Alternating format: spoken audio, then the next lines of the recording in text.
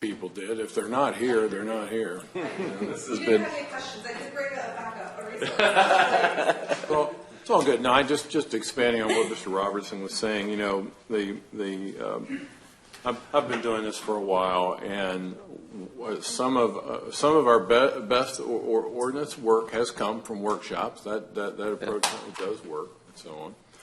But you know, in this instance, it always amazes me that, especially when we're going through the land use process, we have meeting after meeting. All those meetings are advertised. And then when the ordinance comes down or the plans come down, everybody is so upset because I didn't know about it. Well, you know, if you didn't know about it, you just weren't listening, because we have meeting after meeting, and that's what these public hearings are for. I mean, these folks over here, apparently, all of you apparently knew that that we were doing this. So I don't think, we're certainly not doing it in the back room. This is a public forum, and the engineers, builders, whoever are welcome to be here to express their point of view. But we're certainly going to afford those of you who are here an opportunity to express your thoughts, and we're going to let you do that right now, ma'am. If you would just give us your name. I will. Commissioners, planners, and Mr. Robertson and Mr. Whitehouse. My name is Susan Anderheggen. I live in Lewis in Tidewater Landing. Between December, and I think I'll be pretty brief, between December 2022 and today, I've exchanged over 30 emails with Mr. Whitehouse, P&Z, and Mark Schaefer with perimeter buffer issues that are still not addressed in the current proposed amendment. And I do want to thank you for doing the proposed amendment. It does go a long way, but there's still some things missing. I'm going to mention those. And I think maybe I'm the reason Mr. Whitehouse is leaving. I've sent him so many emails. I'll have a piece of good news for you. Okay, that's no longer the case. Mr. Whitehouse will be remaining with the county. That's great. So the emails illustrate an issue. That's the best news I've heard this year. That's great. So the emails that I have sent back and forth illustrate an issue with the buffer requirements for Chase Oaks adjacent to Tidewater Landing. Both of these developments are on Robinsonville Road, but our experience is illustrative of something that can happen with any buffers going forward, and that's what I want to show you. So first I'm going to say my ask, and then I will show you why this ask is important.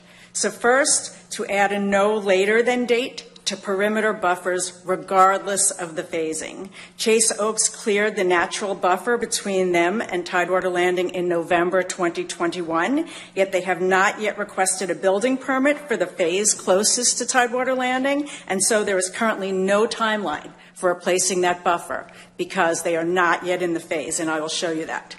And the second one is to modify the proposal to start the clock on perimeter buffers, not when the first building permit is issued, but instead the earliest of when the road construction begins or the first building permit is issued.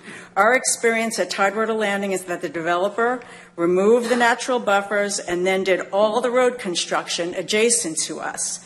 That has as much negative effect to neighbors, resale value, right of enjoyment, as home construction, as it has noisy, loud machinery and huge material piles per month.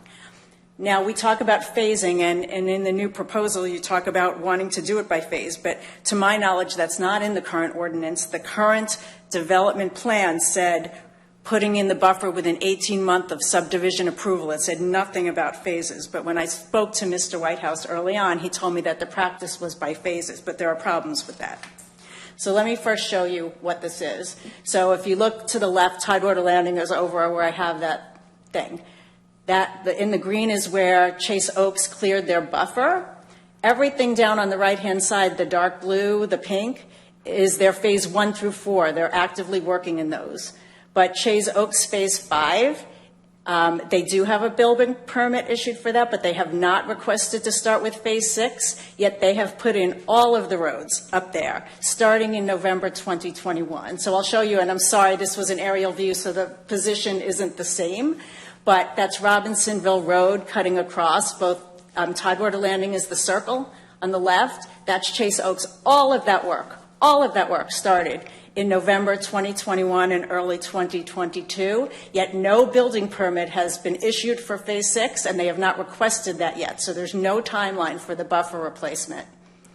And this is just an example from one of my neighbor's homes. This was starting in November 2021. This is from somebody's porch. This is what they have had to look at, starting in November 2021. And because that is considered Phase 6, they have not yet had a building permit requested, and so the timeline for that buffer has not yet started. So there has to be a no later than date, because literally the person whose porch that is said to me, am I going to be alive when this buffer is put in? This definitely affects resale values.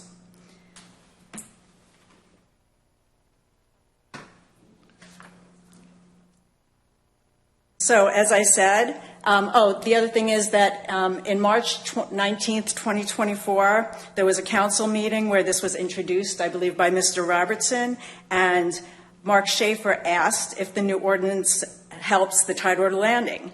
And Mr. Whitehouse said it does, but it really does not.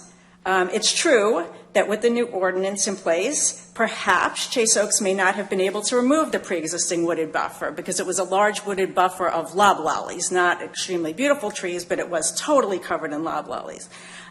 They may not be able to get a permit to build a house in their Phase 6, but the real issue, again, has been they have not even gotten to Phase 6. And so we could be sitting here as far, they could go out of business tomorrow. As a matter of fact, they've added another builder in there. It was DRB, and now they've added Beazer Homes. So Beazer's now building in Phase 5. But, developers go out of business. They could never get to Phase 6, and with the current and even with the proposed regulation, they would not have to replace that buffer. So I'm asking for,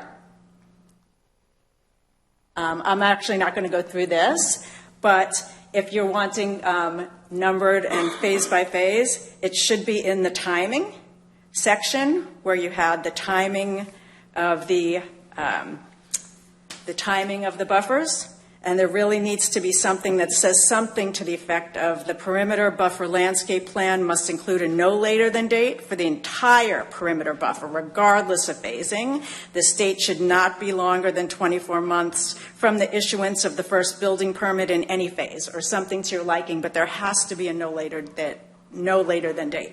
And then I think no portion of a perimeter buffer should be able to be designated on the development plan to be in a different phase than the homes in the phase adjacent to it. So if I go back to this plan, perhaps this never should have been approved, because you can kind of see that there's all kinds of homes in Phase 5 and the pond that are closest to Tidewater Landing, yet they put another phase kind of wrapping around it. And so again, I don't know whether the developer's playing games or not, but that's what we've been up against. And so I thank you, and I'll be happy to send you that kind of line by line statement after the fact. So thank you. All right. Thank you. Okay. Who's next? I think everyone's had their opportunity to speak. Mr. Hutt.